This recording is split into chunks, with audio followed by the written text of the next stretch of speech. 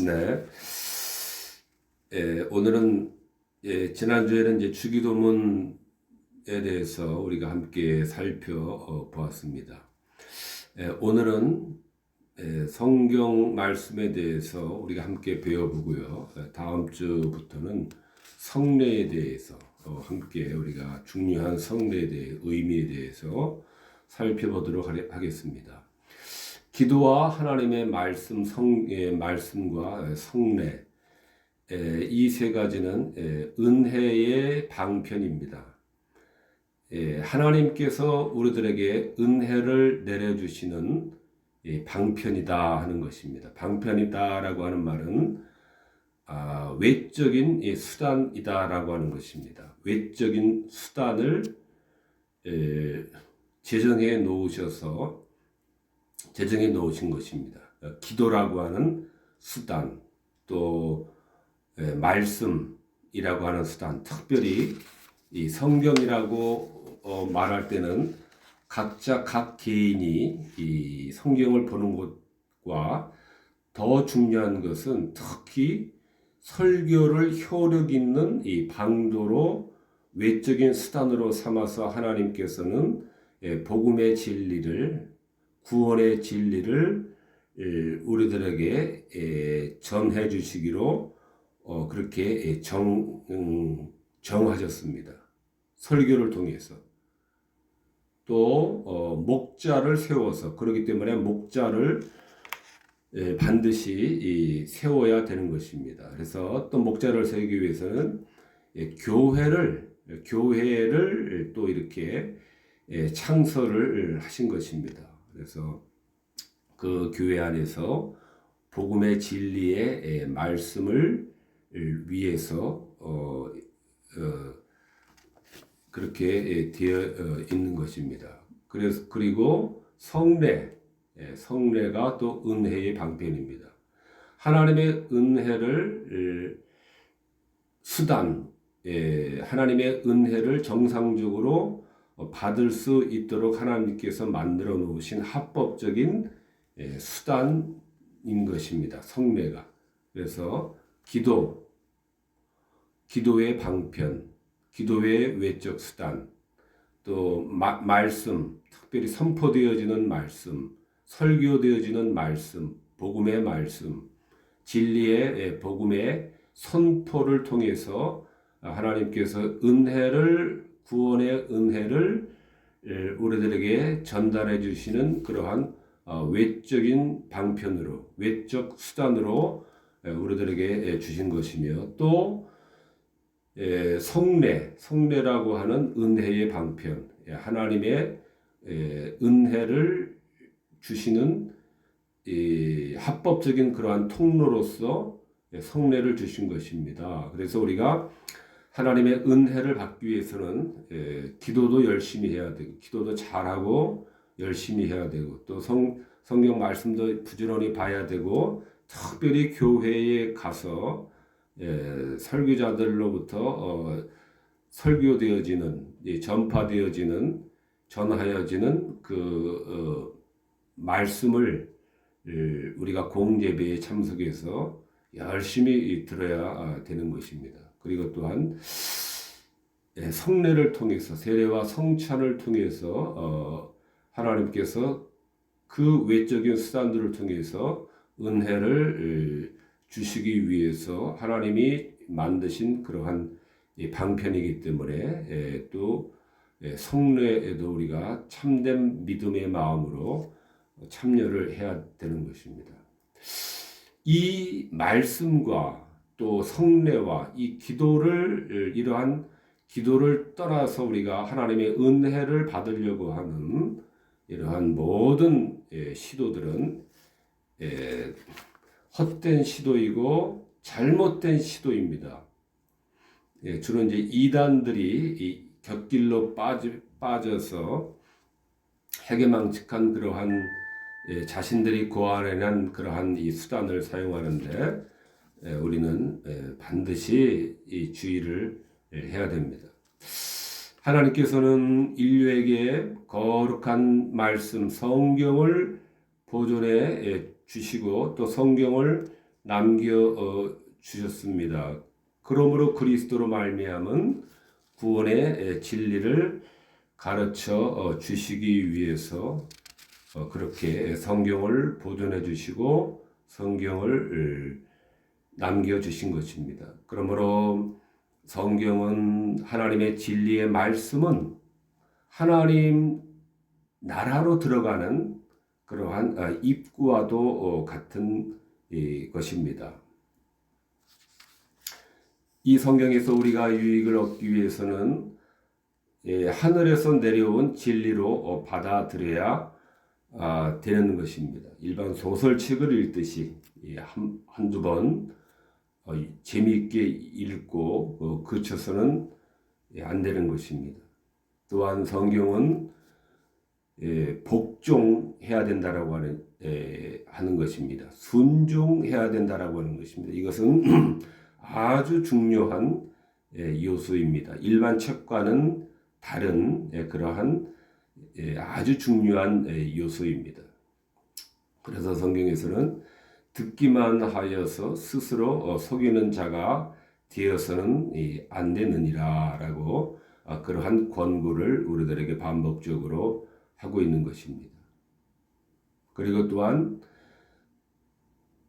이 성경은 마음속에 새겨 넣어야만 하는 그러한 이 속성을 가지고 있습니다.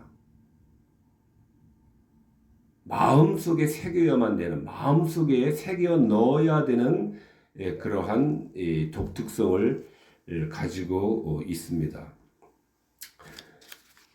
이러한 내 마음판에 새겨야 된다라고 하는 이러한 말씀들이 반복적으로 우리들에게 가르쳐지고 있는 것입니다. 그러므로 우리는 성경을 자신의 인격의 수양을 위해서 읽어서도 안 되고 마음의 번민을 스트레스를 잠잠케 하기 위해서 읽어서도 안 되고 또 자신의 어떠한 성공을 위한 자기 마인드를 다잡기 위해서 컨트롤하기 위한 그러한 진정제와 같은 그러한 수단으로 사용해서는 안 되는 것입니다. 성경은 반드시 복종하고 순종하는 그러한 이 마음으로 우리가 읽어야 되는 것입니다. 그렇게 하기 위해서는 반드시 또한 우리 마음에 새겨야 되는 것입니다. 마음판에 새기는 그러한 열심으로 우리는 성경을 읽고 성경을 대해야 되는 것입니다.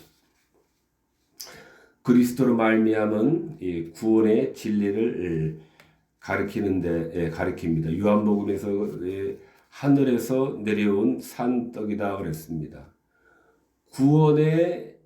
구원자가 되시는 이 성자 예수 그리스도는 하늘에서 내려오셨어야만 했습니다.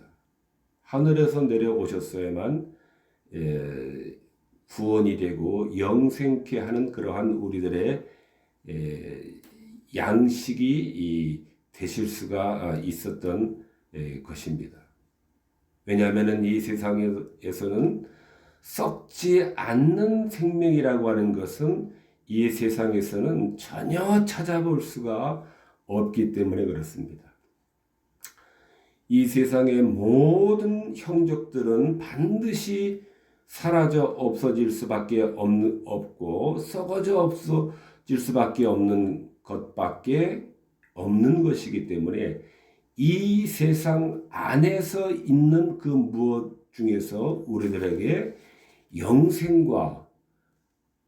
영생을 줄 수 있는 구원을 줄 수 있는 그러한 이 존재는 전혀 없습니다. 그렇기 때문에 예수 그리스도는 하늘로서 내려온 산떡이신 것입니다. 하늘에서 내려온 그러한 우리들을 살리는 그러한 양식이 되신 것입니다. 그래서 하늘에서 내려오셔야만 했던 것입니다. 땅에 있는 모든 것은 헛되고 헛되며 헛되고 헛되니 모든 것이 헛될 뿐입니다. 해 아래서 행하는 모든 일이 다 헛되도다 그랬습니다. 고운 것도 거짓되고 아름다운 것도 헛되고 땅의 모든 만물은 일관되게 피곤할 뿐이고 허무할 뿐이고 부패해질 뿐이므로 어느 무엇도 우리들에게 영생을 줄 만한 그러한 힘을 가지고 있는 요소는 전혀 없는 것이 없습니다. 그래서 하늘로서 성자께서 내려오셔야만 했던 것입니다. 이 하늘에서 내려온 성자가 그리스도께서 우리의 소망이 되시는 것입니다. 그런데 나의 줄 떡은 세상의 생명을 위한 내 살이다 그랬습니다. 처음에 교회 나와서 살을 먹으라, 내 피를 마시라 그러면은 조금 많은 거부감이 우리가 들기도 합니다. 저도 중고등학생 때 이런 말씀을 들으면서 너무 낯설었습니다. 그래서 잠깐이지만은 내가 이게 잘못 온 것이 아닌가 하는 그런 생각을 갖기도 했습니다. 내 살을 먹으라, 내 피를 마시라 하니 어린 마음에 그런 생각이 드는 것도 무리는 아닐 것입니다.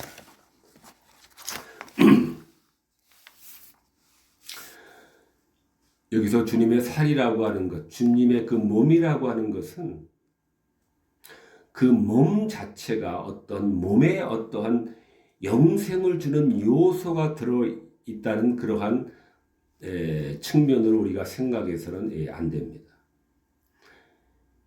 예수님의 신성 안에 본래부터 거하고 있는 그 생명을 주시는 통로가 되신다라고 하는 의미에서의 그리스도의 몸입니다. 통로가 되는 그리스도의 신성 안에 들어있는 그 생명을 주시는 통로가 되시는 것을 그리스도의 몸에 은유적으로 표현을 한 것입니다. 그리스도의 몸, 살, 육체 자체에 영생의 요소가 들어있는 것은 아니다라고 하는 것입니다. 그 통로가 되었다라고 하는 것은 그 몸이 통로가 되었다라고 하는 것은 그 몸을 통해서 인간의 죄를 속하기 위한 제물로 들어졌다라고 하는 의미입니다. 통로가 됐다라고 하는 것은 제물로 들어졌다. 인간의 죄, 인류의 죄를 속하기 위한 제물로 들어졌다라고 하는 그러한 의미입니다. 그 몸이 하나님과 원수된 우리 사이를 화목케 하기 위한 그 몸을 통해서 순종이 치러졌기 때문에 그 몸을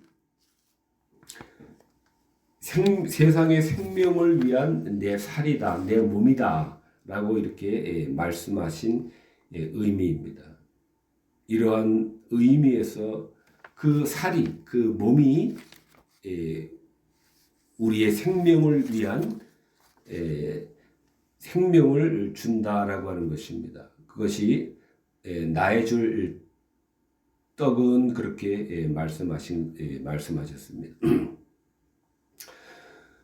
주님께서 주님께서 나의 줄 떡은 세상의 생명을 위한 내 살이로다 그랬습니다. 주님이 지금 우리 교회 현장에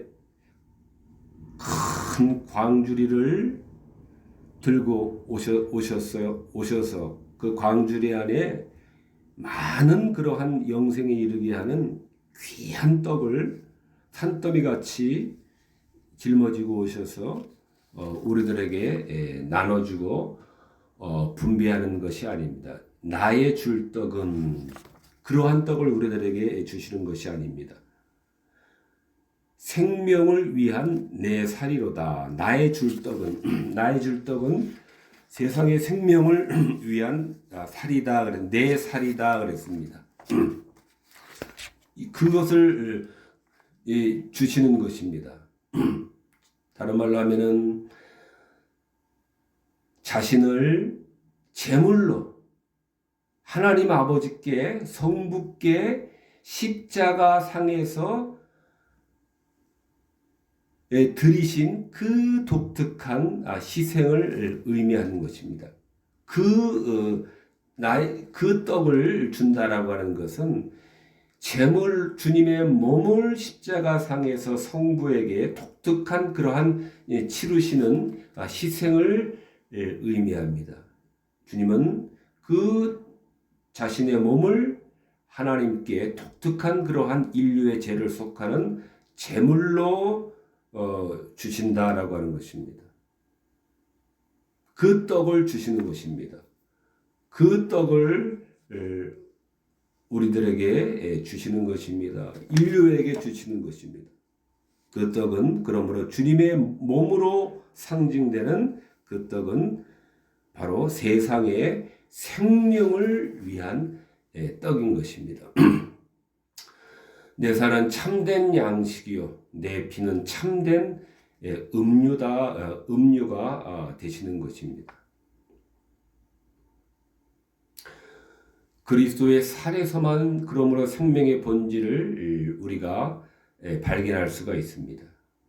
십자가 상에서 드리신 그 제물로 드리신 그 살에서 그 몸이 참된 우리들의 영생케 하는 양식이고 우리의 영원한 목마름을 해결할 수 없는 목마름을 참되게 죽일 수 있는 우리의 갈증을 해결할 수 있는 유일한 음료가 되는 것입니다. 그러므로 바울 사도는 내가 예수 그리스도와 그의 십자가에 못 박히신 것 외에는 아무것도 알지 아니하기로 작정하였다 그랬습니다. 물론 우리가 세상에 사는 동안에 육신을 쓰고 있는 동안에 이것도 하고 싶고 저것도 하고 싶고 이것은 우리가 이 땅에 사는 동안에는 어쩔 수 없는 그러한 우리 인간의 모습이지만은 그러나 우리 심령 깊은 곳에서는 이러한 참된 양식과 참된 음료가 되시는 그러한 십자가에 못 박히신 주 외에는 아무것도 알지 아니하기로 작정하는 그러한 결심이 우리 모두에게 다 있을 줄로 압니다. 내 살을 먹고 내 피를 마시는 자, 내 살을 믿음으로 주님의 살을 먹고 주님의 피를 마신다라고 하는 것입니다. 믿음으로 십자가에 구원하시는 인류를 구원하시는 그 희생의 제물 되시는 죽음이신 것을 믿음으로 영접하고 받아들인다라고 하는 것입니다. 이것이 내 살을 먹고 내 피를 마신다라고 하는 것입니다. 자꾸 주님의 몸을 생각하고 주님의 흘리신 피를 생각하고 그 몸을 먹는다는 것인가? 그 피를 우리가 마신다는 것인가가 아니라 믿음으로 주님의 그 찢기신 몸이 우리를 구원하시기 위한 제물 되신 그 몸이시고 우리의 주홍같이 붉은 그 피를 밝게 씻기시는 그러한 구원하시는 피이신 것을 우리가 믿음으로 받아들인다라고 하는 것이 먹고 주님의 살을 먹고 주님의 피를 마신다라고 하는 것입니다.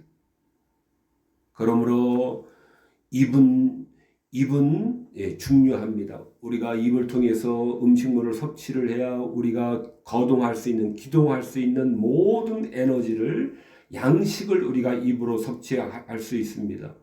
믿음은 영혼의 입이 되는 것입니다. 그러므로 믿음은 우리 영혼이 살아야 되는데 믿음으로 진리를 하나님의 말씀을 하나님의 구원을 받아들이는 그러한 영혼의 입이 되는 겁니다. 그러면 우리가 우리의 믿음이 사그러지지 않도록 우리는 믿음을 늘 확인하고 우리가 믿음 위에 서 있을 수 있도록 믿음을 배반하지 않도록 믿음 위에 잘 우리가 배반하지 않고 잘 서서 걸을 수 있도록 우리들의 믿음을 우리 모두는 다 같이 잘 관리하고 키워 나가야 되겠습니다. 살아계신 아버지께서 나를 보내심에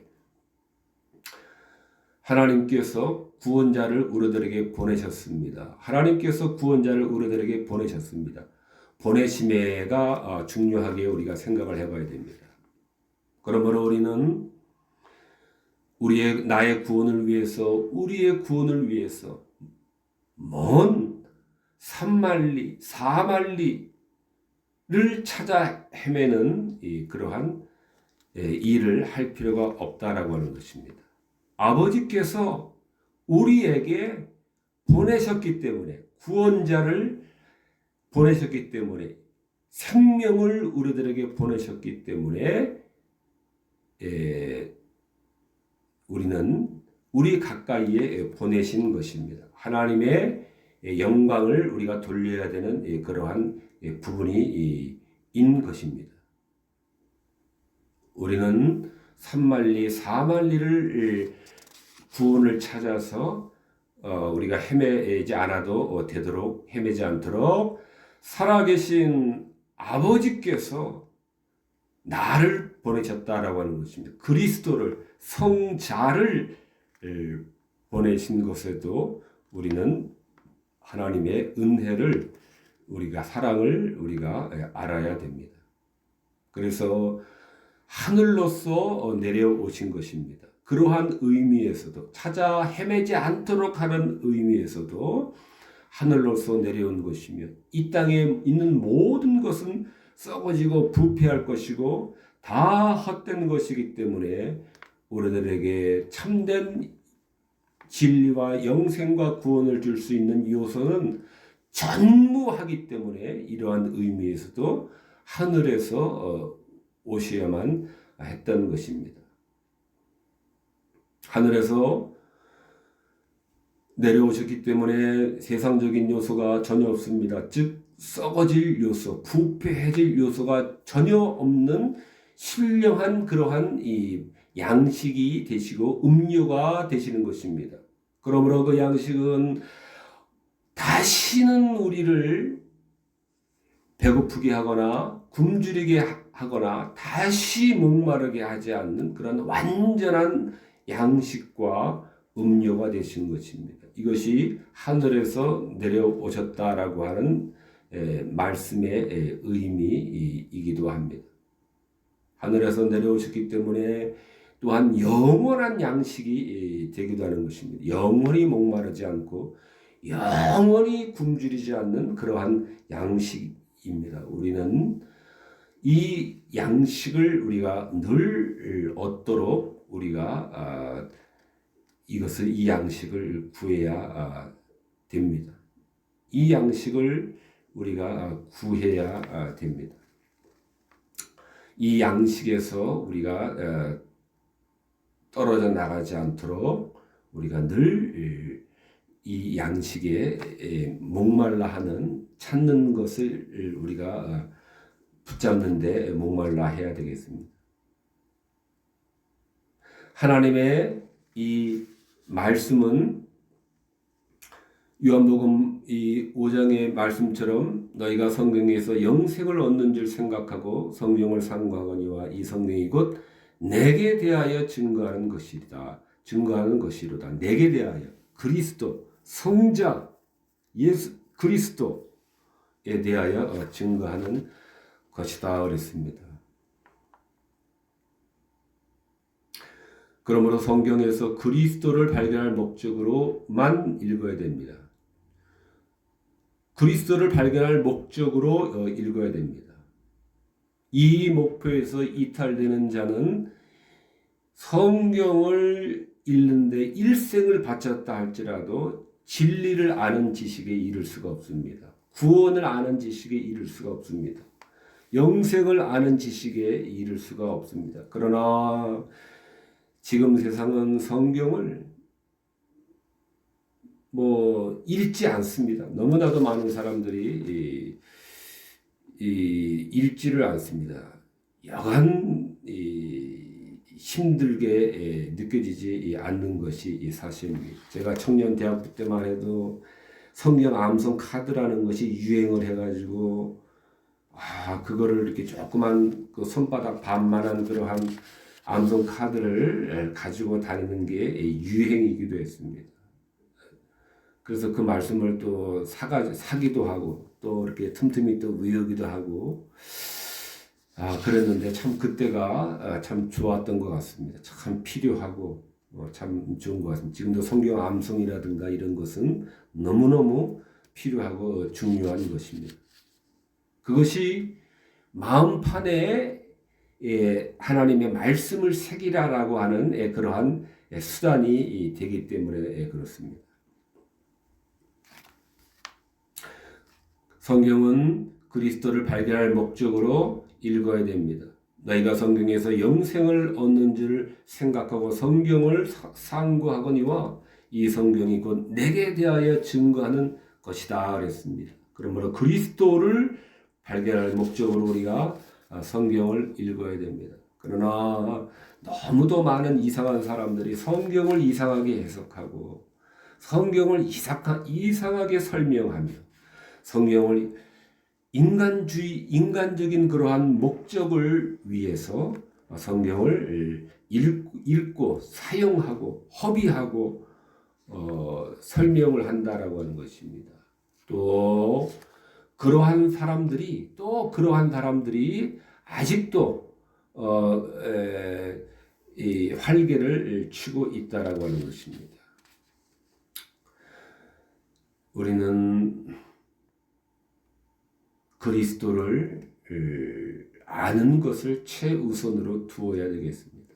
그리스도를 아는 것을 우리는 최우선으로 알아야 되겠습니다. 청중을 이해하는 것도 중요하고 회중을 아는 것도 중요하고 우리가 전도해야 될 그 대상자들을 아는 것도 중요하지만은 그것은 나중 일입니다. 그것은 나중 일입니다. 인간을 우리가 죄인입니다. 부패한 마음을 가진 거짓되고 모든 악독과 이런 것을 가진 이 육체의 욕망에 빠져 있는 그러한 육체의 욕망에 이끌리고 있는 그러한 존재이다라는 것입니다. 그것이 큰 대전제입니다. 그 정도 전제만 우리가 알고 있어도 그 악한 욕망에 의해서 기인하는 각양각색의 그러한 나름대로의 그 문제를 파생적으로 가지고 있는 것이기 때문에 청중을 아는 것은 필요하지만은 우리가 청중을 아는 것이 필요하다라고 해서 너무 거기에 심취한다면은 하는 것보다는 오히려 그리스도를 아는 것에 우리가 힘쓸수록 그러한 모든 여러 문제들은 자연적으로 해결되어질 수가 있는 것입니다. 우리는 특히 성경을 개인적으로 우리가 보는 것도 아주 중요하고 반드시 그렇게 해야 됩니다. 또 우리가 두 번째로 더 중요하게 생각을 해야 될 것은 설교를 하나님께서는 효력 있는 구원의 방도, 진리의 방편으로 삼으신다라고 하는 것입니다. 사도행전에 저를 믿는 사람들이 다 그를 힘입어 제사함을 받는다 하였느니라. 그 이름을 힘입어 예수 그리스도의 이름을 힘입는다는 말씀입니다. 베드로가 이 말할 때에 베드로가 그 복음을 전한 것입니다. 베드로가 이 말할 때에 성령이 말씀 듣는 모든 사람에게 내려오시니 베드로가 그 예수 구원자 예수 그리스도의 이름으로 우리 인간의 죄, 나의 죄, 인류의 죄가 사함을 받을 수 있다라고 하는 이 복음을 전파한 것입니다. 설교한 것입니다. 베드로가 설교를 한 것입니다. 복음을 설교한 것입니다. 베드로가 이 하나님의 그러한 은밀한 그러한 하나님의 손길에 의해서 그 복음의 선포자로 이 사역을 감당하게 된 것입니다. 베드로가 자기 스스로가 나서서 한 것이 아니다라고 하는 것입니다. 하나님은 베드로를 복음의 전파자로 세운 것입니다. 설교자로 세우신 것입니다. 그 세우신 하나님께서 그 설교가 진리가 설교되어질 때 청중 입장에서는 그 말씀이 들려질 때에 말씀이 그 청중들에게 임해질 때에 하나님께서 성령이 말씀 듣는 모든 사람에게 내려오시니 그랬습니다.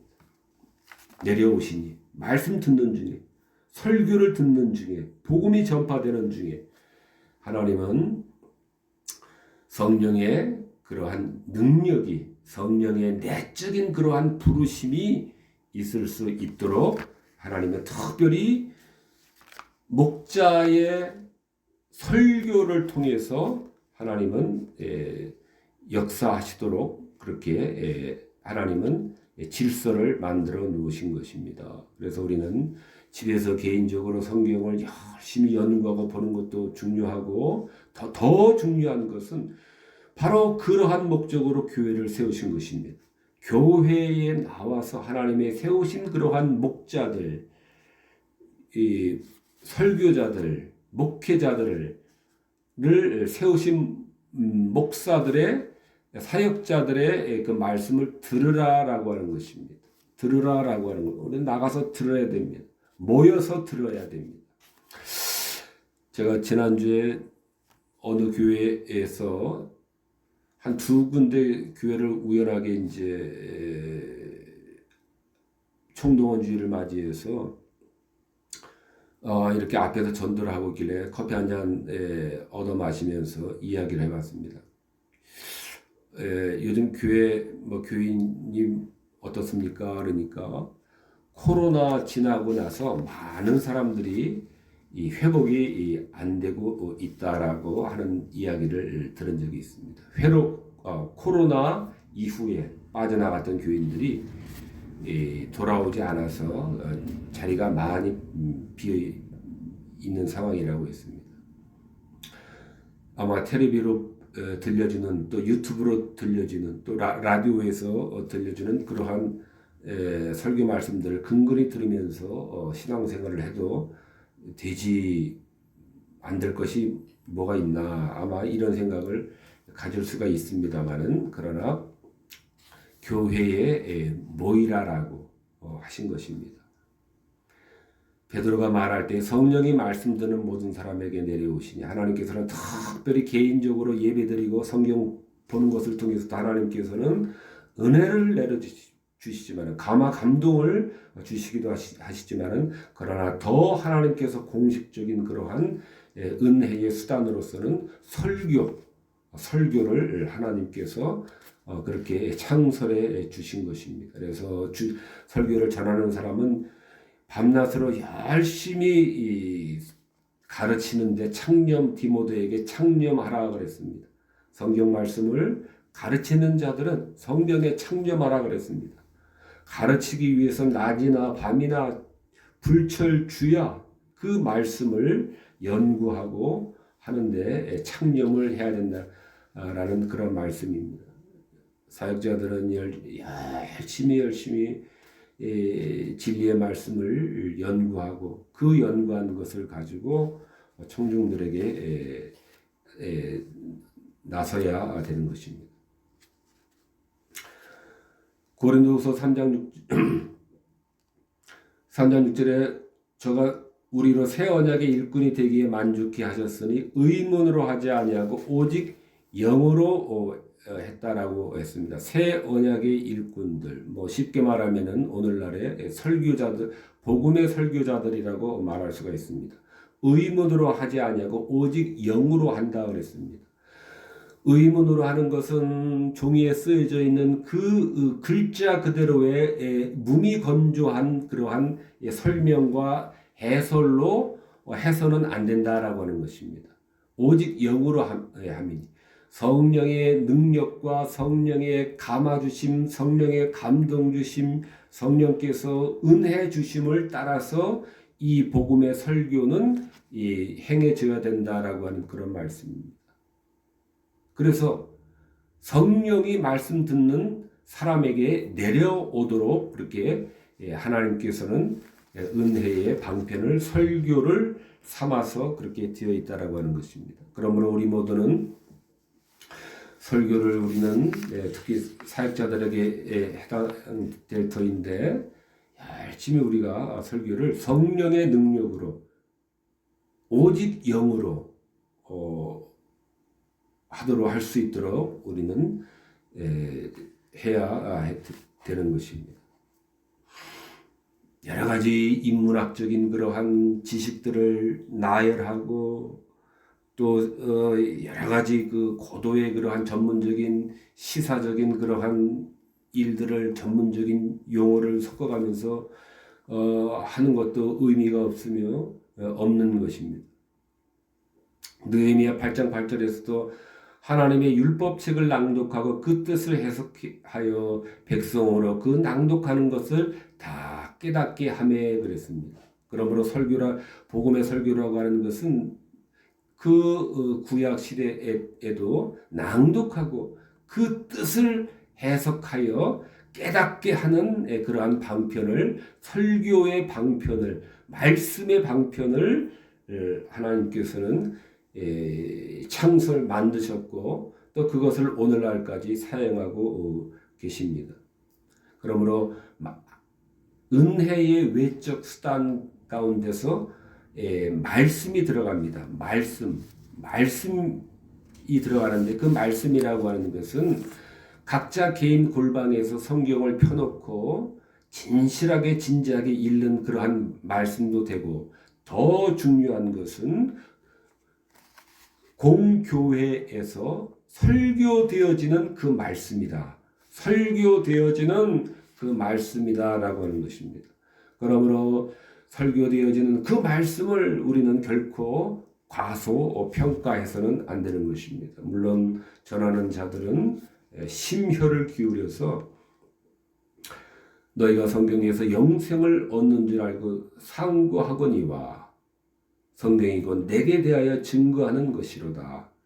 그 증거하시는 주가 되시는 그 예수 그리스도에 대해서 우리는 성경을 다방면에서 깊이 심층 있게 연구해서 그 뜻을 해석하고 낭독해 줘야 되는, 그래서 깨닫게 잘 깨달을 수 있도록 성령께서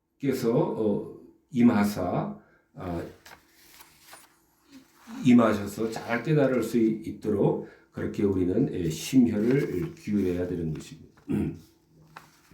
그러므로 이러한 이 말씀은 부지런해야 된다 그랬습니다.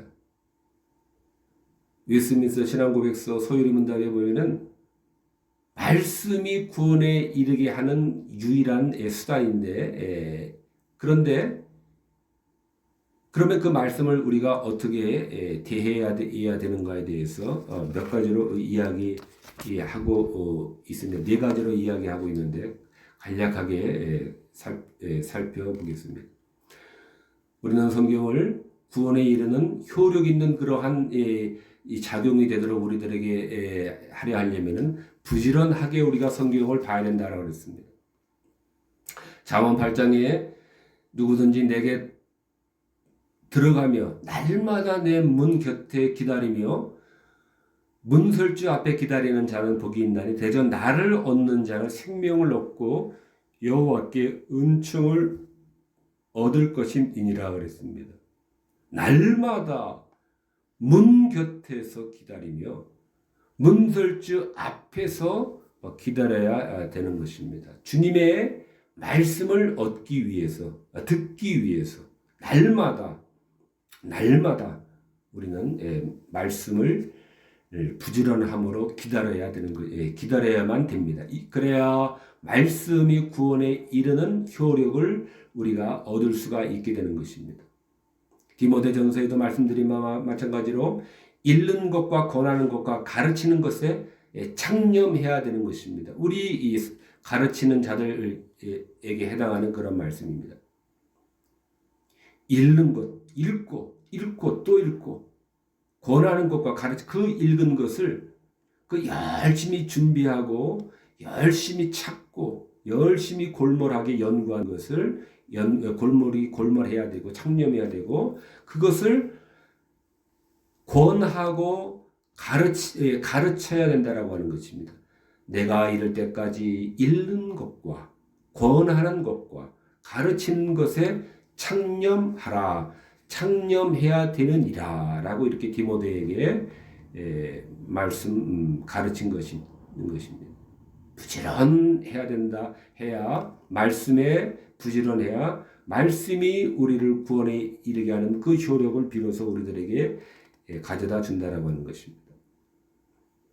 베드로전서에서도 순전하고 신령한 젖을 사모하라 그랬습니다. 사모하라 그랬습니다.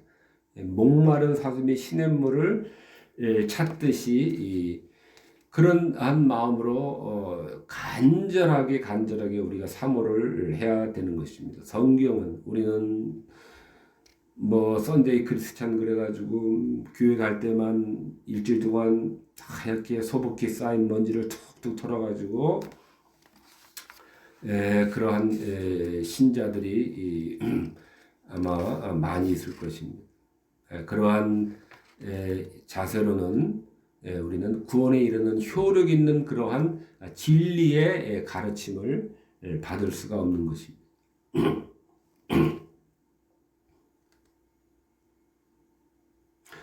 또 부지런하게 이와 같이 날마다 이와 같이 문 곁에서 기다리는 말씀에 기다려야 되는 것입니다.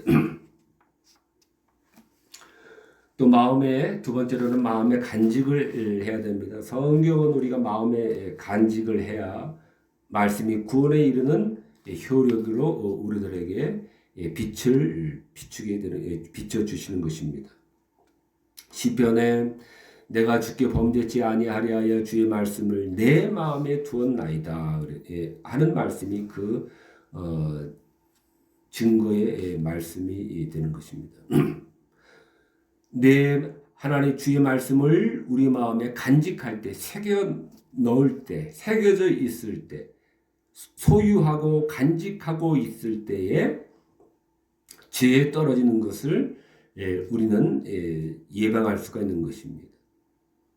말씀이 우리를 확고하게 붙들어 줄 수 있는 것은 오며 가며 어쩌다가 그러한 알 듯 모를 듯한 어렴풋한 그러한 진리의 말씀을 간직하고 있는 자들이 아니라 내 마음에 둔 사람들, 내 마음에 새겨놓은 사람들, 이런 사람들에게 구원에 이르는 그러한 효력이 발생이 된다라고 하는 것입니다.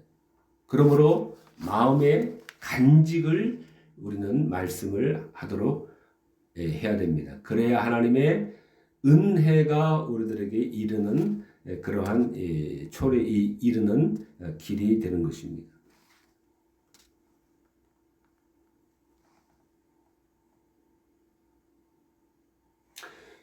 시편에서도 오늘날 내가 내게 명하는 이 말씀을 너는 마음에 새기고 그랬습니다. 우리는 마음에 새겨야 됩니다. 범죄치 아니하려 하여 주의 말씀을 내 마음에 두었나이다. 말씀을 우리 마음에 두도록 우리는 노력을 하고 열심을 내어야 하나님의 은혜가 우리들에게 임하며 하나님의 구원이 우리들에게 효력 있게 되면 날마다의 그 구원이 우리들에게 효력 있게 우리들에게 역사한다라고 하는 것입니다. 오늘날 내가 내게 명하는 이 말씀을 너는 마음에 새기고, 읽는 데서 우리가 그칠 것이 아니라 우리는 이제 새기는 것까지, 마음에 간직하고 마음에 두는 데까지 우리가 모두가 나가야 합니다. 그 다음에는 생활로 우리가 실천을 해야 말씀이 우리를 구원에 이르게 하는 그 능력을 우리가 날마다 맛보아 알게 되는 것입니다. 진리를 행하는 자가 되고 듣기만 하여 자신을 속이는 자가 되지 말라. 자유하게 하는 온전한 율법을 들여다보고 있는 자는 듣고 잊어버리는 자가 아니요 실행하는 자니 이 사람이 그 행하는 일에 복을 받으리라. 실행하는 자, 말씀을 실행할 때, 복음을, 진리를 실행하고 실천할 때 해야 복음의 능력, 진리의 능력, 구원하시는 능력이 우리들에게 드디어 빛을 비추어 주시는 것입니다. 저를 포함해서 많은 사람들이 하나님께 원망과 불평을 합니다. 하나님 왜 그러십니까? 왜 저러십니까? 그것도 안 되면 하나님 왜 맨날 나를 이렇게 괴롭힙니까? 하나님 나에게 해준 게 뭐가 있습니까? 그러면서 왜 아직 계속해서 나를 이렇게 괴롭게만 하십니까? 우리는 이러한 불평 불만을 남발하고 삽니다. 자유하게 하는 온전한 자는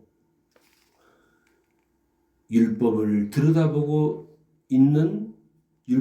들여다보고 듣고 잊어버리는 자가 아니요 실행하는 자니 이 사람이 그 행하는 일에 복을 받으리라. 하나님의 진리의 말씀을 간직하지도 않고 소유하지도 않습니다. 말씀은 온데간데 없습니다. 더군다나 실행이라고 하는 것은 더군다나 더더욱 희소하고 희귀합니다. 그렇기 때문에 이 사람이 그 행하는 일에 복을 받으리라. 그렇기 때문에 그렇게 행하지 않기 때문에 복이 우리들에게 날마다 약속이라도 한 듯이 비껴가고 있는 것입니다. 그러므로 이 모든 것은 내 탓인 것입니다. 순종하지 아니하고 마음에 새기지 아니하고 주의 마음에 심긴 도를 듣기만 하고 실행하지 않음으로 우리가 복을 받지 못하고 있는 것임을 우리는 솔직하게 깨닫고 내 탓이요라고 하는 나의 불신앙과 불믿음을 에서 돌이킬 방도를 우리는 더 생각을 해야 됩니다.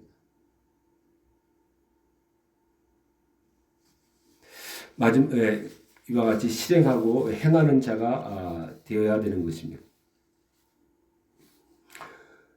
하나님의 말씀을 마음으로 받아들이고 생활로 증명을 해야 되는 것이 이 말씀의 속성입니다. 말씀의 속성입니다. 그러므로 누가복음에서도 하나님의 말씀을 듣고 지키는 자는 복이 있도다 그랬습니다. 듣지도 않고 더군다나 지키지도 않습니다. 우리 대부분은. 그러고 나선 왜 맨날 생활이 이렇게 궁핍하고 피곤하고 맨날 이렇게 허우적대고 되냐라고 이렇게 우리는 불평만 하기만 합니다. 그러므로 성경의 성격은 이와 같이 들어야 되는 책이며 그 다음에 지켜야 되는 그러한 이 성경의 속성이다라고 하는 것입니다. 마음의 수양을 위해서, 마음의 양식을 위해서 이렇게 우리는 자기 관리소처럼, 자기 심신 관리소처럼 그렇게 성경을 대해서는 안 되고 진리의 말씀, 영생의 말씀임을 우리가 확고하게 붙들고 그 말씀을 우리는 부지런하게 문 곁에서 우리가 기다리면서까지라도 우리는 이 말씀을 들으려고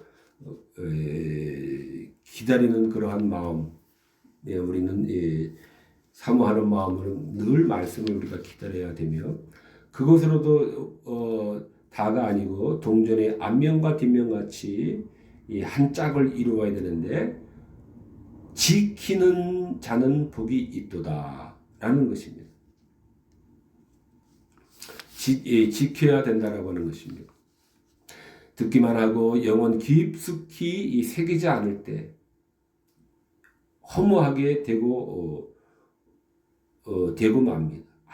아무리 잘 들어도, 아무리 열심히 듣고 또 듣고 할지라도 마음에 새기지 않고 또 지키지 않는다면은 그 들은 것도 허무하게 될 뿐입니다. 성경의 그러한 하나님의 가르침, 주님의 그러한 교훈들이 반드시 이 입술로 설교자들의 입을 통해서 전파가 되어야 되며, 또 하나님의 손가락과 하나님의 영으로 우리 마음에 새겨져야 우리는 생기 있는 그러한 믿음으로 우리가 바뀌게 되는 것입니다. 우리 마음에 하나님의 손가락과 하나님의 영으로 새겨지지 않는다면은 그 구원의 진리들은, 이 구원의 그러한 이 서술들은 사문이요, 죽은 그런 문자가 될 수밖에 없으며 생기 없는 꽃과 다름이 없을 뿐입니다. 그러므로 우리가 이러한 생기 없는 꽃이 되지 않고 죽은 문자만 대하는 그러한 처량한 신세로 전락되지 않게 하기 위해서는 부지런하게 말씀을 기다리고 찾는 자가 반드시 되어야 됩니다.